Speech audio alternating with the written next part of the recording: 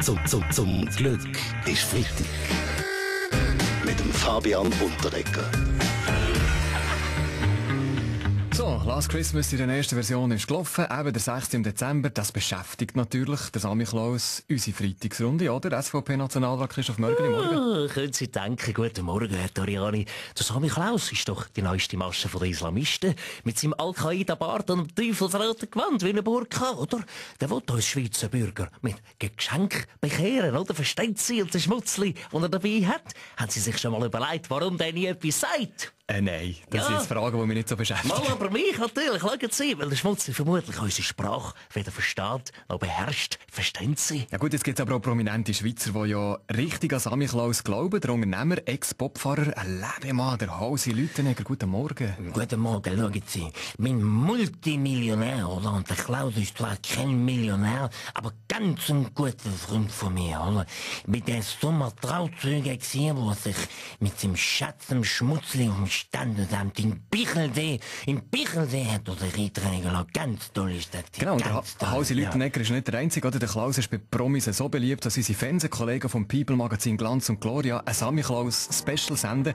Heute am Abend präsentiert von meiner Kollegin Anina Frey. Heute haben wir passend zum Santiglaustag folgendes Themenmenü für Sie angerichtet. Ha, ha, ha! Der Santiglaus mit rotem Umhang auf rotem Teppich. Ein Fauxpas? Ich es liebe, ein bekannter Blogger aus L.A. schreibt, dass der Santiglaus und der Schmutzli ein Pärchen sind. Und im Bett mit Rentier. Man besucht den Santiglaus ganz privat in seinem kuscheligen Wohnzimmer. Danke, Anina. Jetzt freuen wir uns natürlich heute an diesem Tag auf verschiedenste Samichlaus-Versli. Das gehört auch dazu in unserer Freitagsrunde. Wobei jetzt, ich kenne da ein neues Gesicht. Wer bist denn du? Mein Name ist Vujo Gavric. Was machst du im Leben? Ich bin ein Bachelor auf 3+.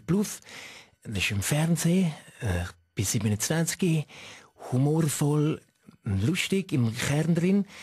Ich habe noch nie ein Buch gelesen.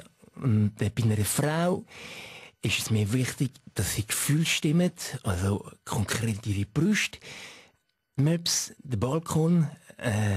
Und ich auch gern, wenn sie mich gut findet. Ich schaue nicht aufs Äußere, nur einfach darauf, wie sie aussieht. Eben, wir hätten jetzt gerne ein Versli, Herr Gavric, für den Samichlaus.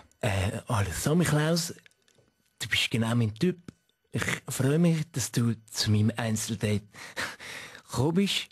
Ich würde dich gerne näher kennenlernen und mit meinen blinkenden Augen tief in dich hineinschauen.